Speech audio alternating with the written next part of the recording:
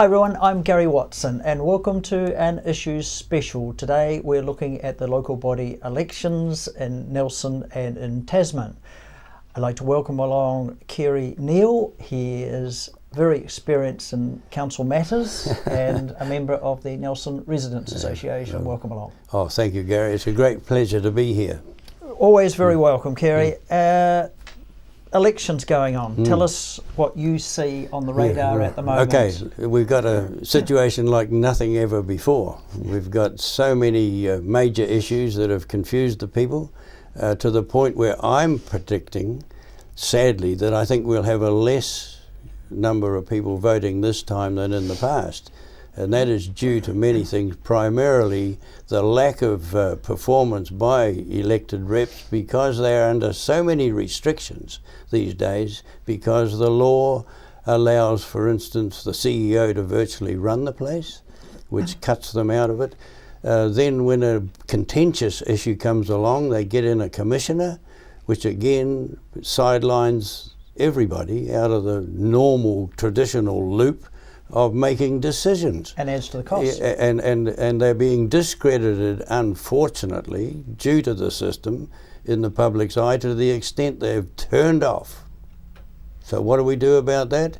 We've been trying to put the issues out there, as I think the people know, the Residents Association, to stimulate interest. But sadly, we're getting a lot of people coming up and saying, what do we do? You know, who are we to vote for? We're confused. They keep wooing us every 3 years, and we're not getting performance out of the people we're highly paying to do the job. Kerry, looking at the list, there looks to be some very good, competent people standing for council. What's your view? Yeah, absolutely. We've got a lot of candidates with a more practical background than we've had for a long time. That's got to be a plus. We need a balance. We don't need all of the same. We've got all of the same in there now, virtually, except one. Well, when they're Tim there. Skinner. Yeah. Yeah, that's another long story. But yeah, we need a balance. We need a better balance than we've had, and hopefully the people will at least see that this time round. Would you like to see the council more accountable for actually attending the meetings? Oh, absolutely. I mean, in the past, for a start, a while ago, people, elected reps were hardly paid at all. Now they're fairly well paid, but they're paid whether they're there or not. Now that's a bad part of the system. So as a compromise for now, I think that the system should, or the respective councils should look at the system and say, we will lobby local government to change the rules to simply pay people for attendance, not for whether they're there or not. As a commentator sitting on the sideline, what do you see as the big issues in Nelson that will be a factor or factors for people voting? Okay, I think that this issue of budget blowouts and unbudgeted expenditure, big money on the Maitai Walkway, big money on the Trafalgar Centre, of course, and big money on the Stoke Community Centre, way over the top of what was budgeted. Where does it come from? Nobody seems to address that. Is this an issue that it's the elected body that's got a problem here, or is it the engineers? Oh, well, it's promoted by the engineers, and that's probably arguably part of their role, but the discipline is not there. I mean, you've got a situation where Suter, it wasn't their fault, they applied for $10,000 for help to promote the opening in a few days' time. One councillor stood up and said, they applied for 10,000. I move that we give them 15. Another one said, oh no, I move we give them 20. Now, that's the sort of behaviour that's going on, and it's pretty disturbing. They must have some difficulty with the door if it cost them $20,000 to open. Well, anyway, that's a minor example, and if you project that out into these big issues, we're talking many, many millions of unbudgeted financing that's going on, and of course, inevitably, the ratepayer will have to pay. Yes, well, that's the problem, isn't it? The ratepayer ends up by paying for the incompetence of the council staff and the councillors. Yeah, so I hope I've answered the question there. It's a huge issue, and it's, we could be here for hours, but...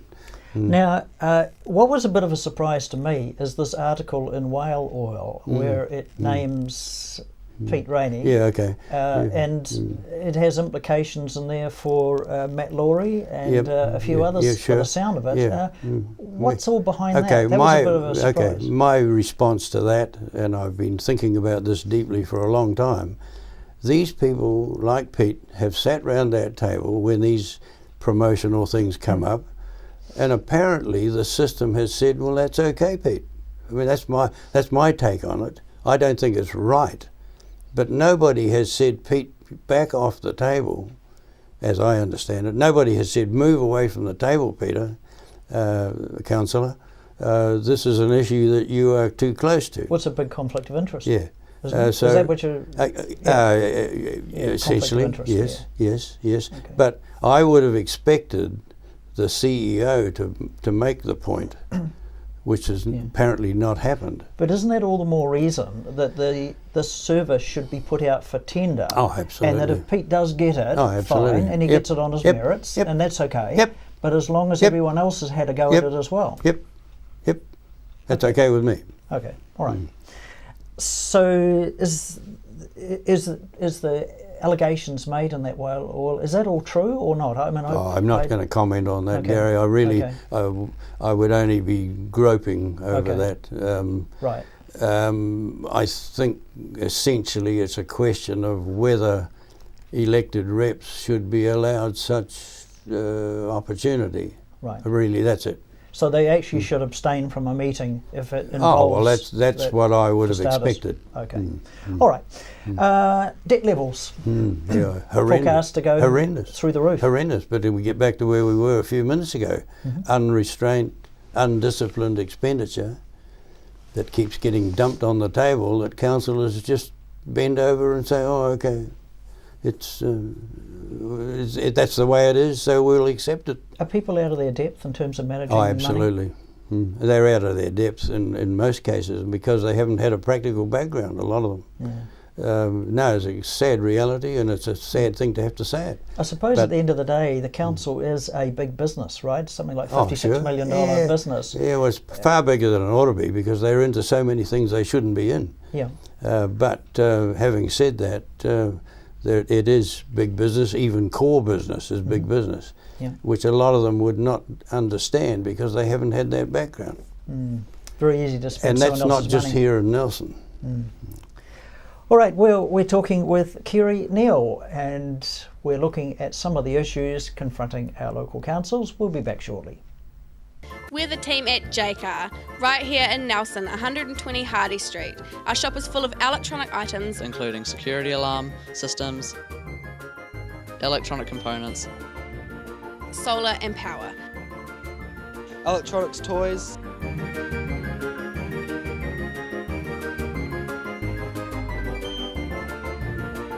sound systems, cables, and much, much more.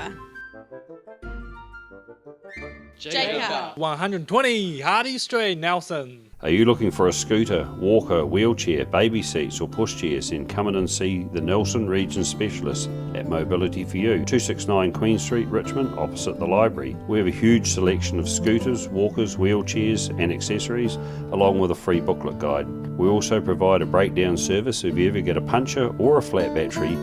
We have fully equipped service vans to rescue you. Hi, I'm Robin Jordan and I invite you to call in and see the friendly team at Mobility for You, 269 Queen Street, Richmond, opposite the library. Nelson Tire Center. Great prices, great service. Buy your own Bryford trailer. All types, all sizes. Hi, I'm Colin from Nelson Tire Centre. Come on down for a good deal. Hi everyone, I'm Gary Watson and I'm standing for the Tasman District Council's Mootri Waimea Award for Council.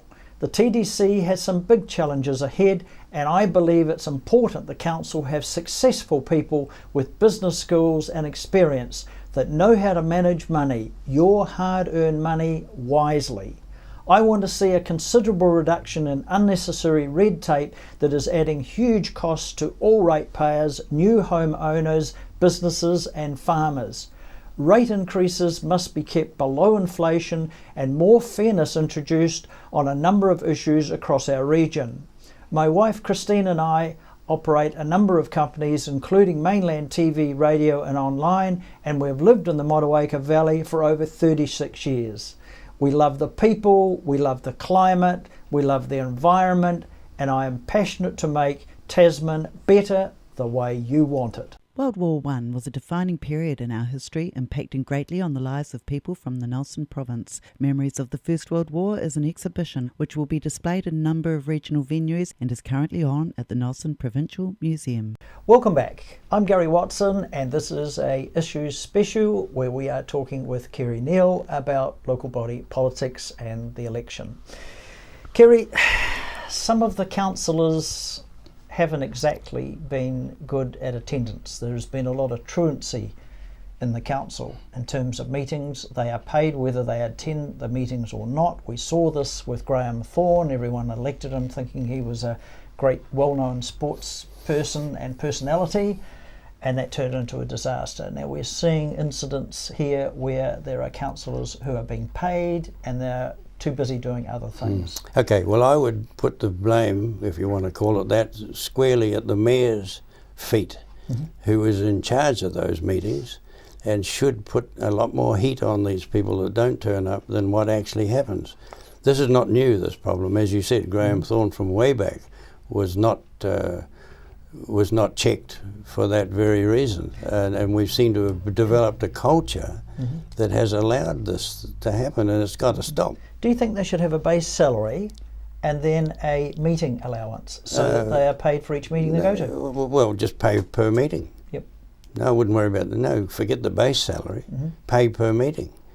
It's become a vocation rather than a public service, and a lot of people, I'm sure, viewing the prospect of becoming a councillor on the basis of a reasonable income rather than the prime reason, and that is to represent the community. But the skills necessary to do a good job on council, managing that amount of money, you could get 5 or 6 times that amount in the private sector. Oh yes, well I think that reinforces the point though, that it's a civil service, and you should go there and address the issues and get them off the table and get back home and get on with your job, as was the case until recently. This high pay is a very new thing, and of course it's developed now into almost a full-time job, which is unfortunate because a lot of the issues could be dealt with a lot quicker if you did what used to be done, nighttime meetings, and you had to get home to get to sleep because you had to get up in the morning to go to work to earn an income. So it's become a bit of it's become an industry in itself at our expense. Do you think the council's still trying to drive the local economy along with the handbrake on?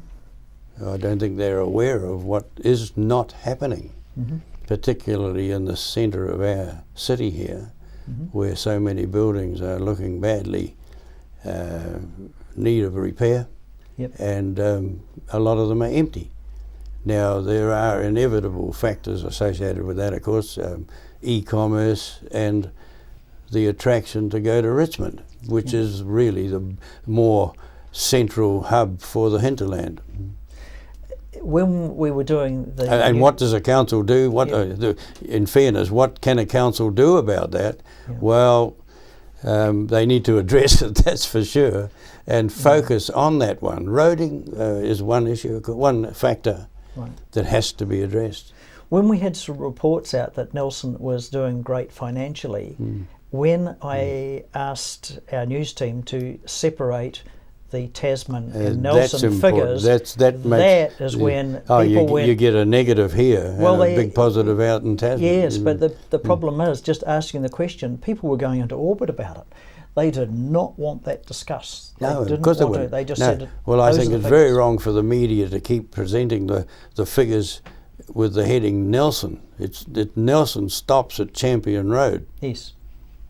The big money earner is from there out.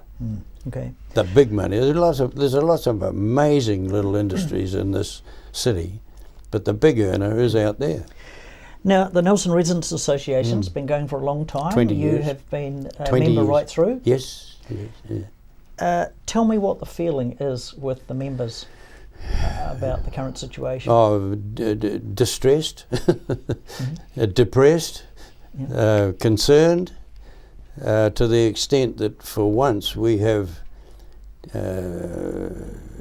taken the approach that we are going to put the heat on the issues and on the individuals, to the point where we are responsible for publishing a little publication known as the Town Crier. Yes, I've seen that.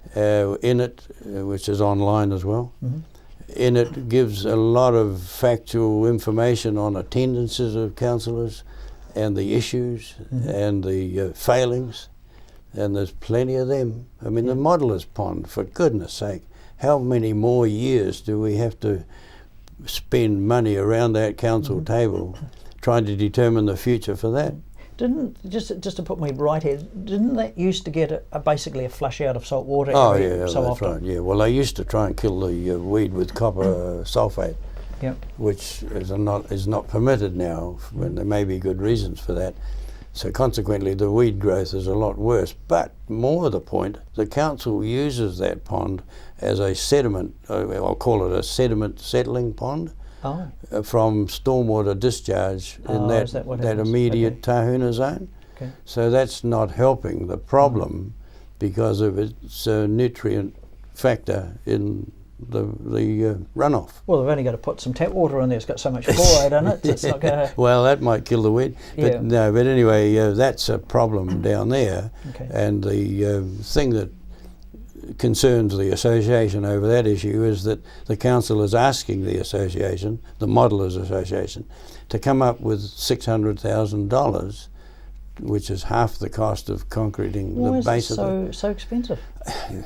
I don't know, Gary. I really don't know, and I can't. It's a big area. Yeah. But anyway, that's the facts. I mean, that's the situation. Right. Okay. The facts will soon surface because the modelers have been demanded to find 600,000.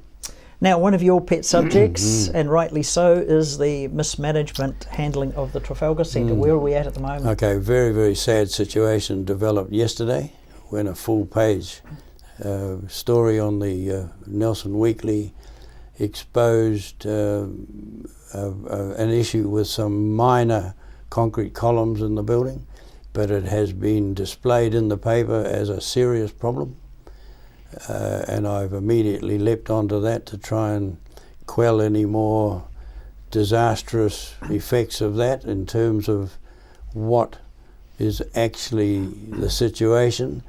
These are minor columns. When people read the article, please understand they are minor columns, completely disassociated from the critical elements of that building. Is this cosmetic rather than structural? Well, in a minor way it's structural, but they are supporting a very small portion of a section of the roof that is spliced into the main arches. Okay. All right? So even if they did collapse completely, it would be no big concern. Okay. And they're not going to do that. But it has been inferred in the article that because of this they had to spend $14 million. Wow. Now, that's naughty, to say the least. And I have distributed my response to all the candidates today on that, okay, pointing out the error in the article. Do we have a good CEO at the Nelson City Council? She's an interesting lady. I'd prefer to keep away from personalities. She's got a job to do. She has the power to do it, and that's where it's going wrong. The rules have to change to take that virtual autonomy away from CEOs. Although I must say that the man in Tasman was, he had enough integrity recently to apologise for what had occurred in the Mapua. Is this Richard Kempthorne? No, and Richard, both of them. They did. No, I'm talking about Mackenzie. Okay. Mr. Mackenzie. He apologised publicly for the mismanagement of what occurred on the Mapua development there, which is a major step forward to have that said. So we're pleased to see that. That is not happening here in Nelson, and it's not happening most places around New Zealand. So that needs to be addressed, but that's a government issue because they made the rules. Right. The Southern Link is one of the factors, but at the end of the day, it's actually an NZTA state highway. Yes, they fund it, they build it, they plan it. The council is really just a minor affected part. Yeah, it's a bit. I'm a bit sad to see that issue is probably going to eliminate or put councillors in to this council. That one issue. Yes. And single issues are not a good idea. Well, it's to like be voting at on. the TDC, the dam. Exactly. Is a single issue, and rightly so. It's certainly a big issue, and so is this road. But to ignore, or not ignore, to not consider the issues that we've just been talking about when making judgment on who you should have around that table, and just simply vote for them on the basis of the Southern Link, which I happen to support. But I'm uneasy about that prospect of us ending up with a council based simply on one issue. But hasn't there been surveys done, a number of them, that showed an overwhelming number of people want it to go ahead? Oh yeah, I think so. Yeah, I think well, Nick you're Smith right. did one. Yeah. Having said that, it was pointed out at a recent meeting in our organisation by a prominent person in this town that until we get a clear understanding of how they're going to handle the traffic at the Nelson end, the Nelson City end, we really can't afford to get too excited about the road. And I think that's a fair comment. Whatever argument you put in place, i.e. congestion, pollution, and so on, that's going to keep on getting worse on Waimea Road if you do nothing. We have to have another road. It's not a substitute road, by the way. No. There is this subtle suggestion that they're going to eliminate traffic on Rocks Road. Well, you then have to start asking what's the point, and if we're just going to have a substitute road, we need 3 roads. I thought the Southern Link would basically just dilute the traffic. That's all the traffic going my on hope. 3 roads instead of just 2. That's the big hope. Okay. Code of conduct. We saw that the Nelson City Council got wrapped over the knuckles for their code of conduct, and TDC actually got a bit of a tick there. Okay. Well, Nelson is one of 10 councils around New Zealand that has allowed a clause to be inserted which has virtually gagged councillors, and particularly the mayor, from saying anything in public without the approval of the body. Now, You mean the staff? The body. That's the elected. No, Yep. well, the body. Okay, the whole organisation has the right to have input into what is said in public. But isn't she the spokesperson for the council? This is the ongoing argument, and the people need to make take it on board that this is not a good thing to allow to happen. But isn't that because they gave the staff delegated authority on day one? Well, true, but 3 councillors were responsible for inserting this clause: McGurk, Ackland and Matheson. And they voted to retain it a few weeks ago. So that's got to be addressed. First meeting up, that document in a month or so's time must be addressed as to what is the best thing to do. And the best thing to do is to radically modify it.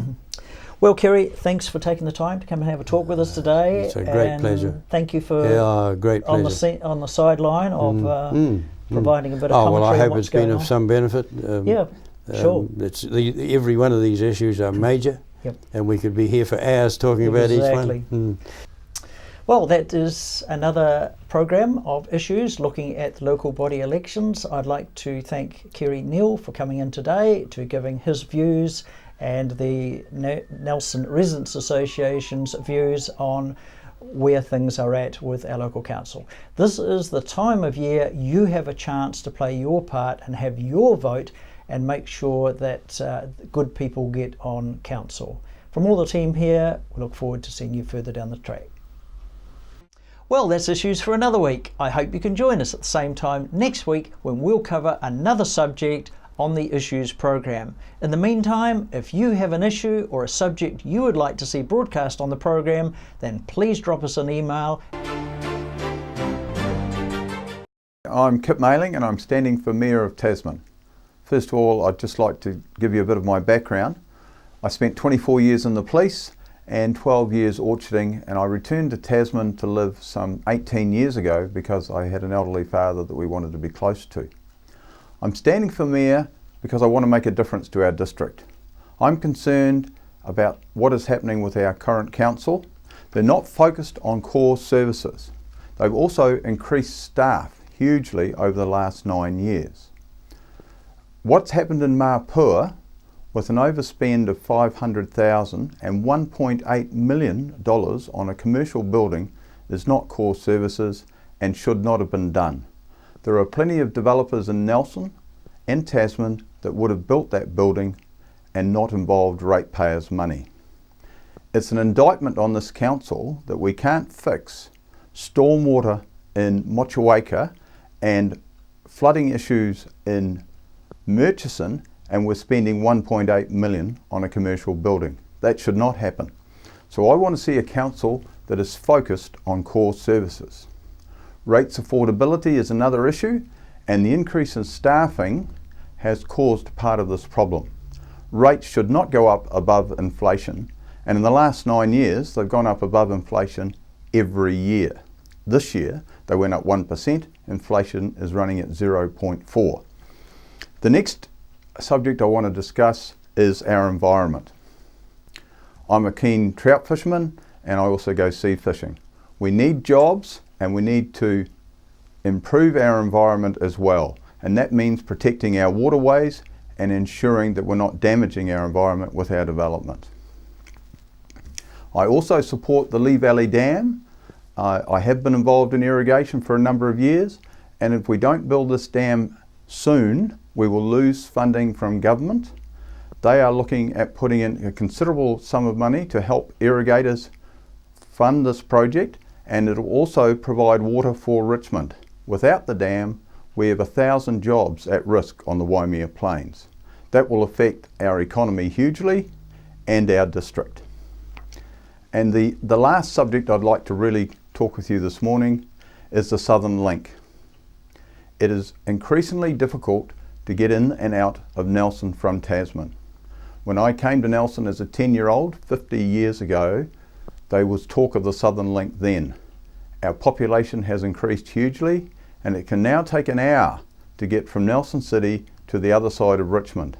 We need to improve the flow of and volume of traffic from our key infrastructure areas, the port. The one way to do that is with the Southern Link. So I won't have met all you people. We have a difficult district to get around, but I've spent time in Murchison in the last few days. I've also been at Lake Rotoiti. I go to Motueka, I've been to Golden Bay, and over the next few weeks I'll be visiting every district and every township that I can, and I would seek your support to bring the Tasman district back into focus on core services, affordability of rates, improving our environment, and the Southern Link. Thank you for listening to me. We're the team at JCar, right here in Nelson, 120 Hardy Street. Our shop is full of electronic items, including security alarm systems, electronic components, solar and power, electronics toys,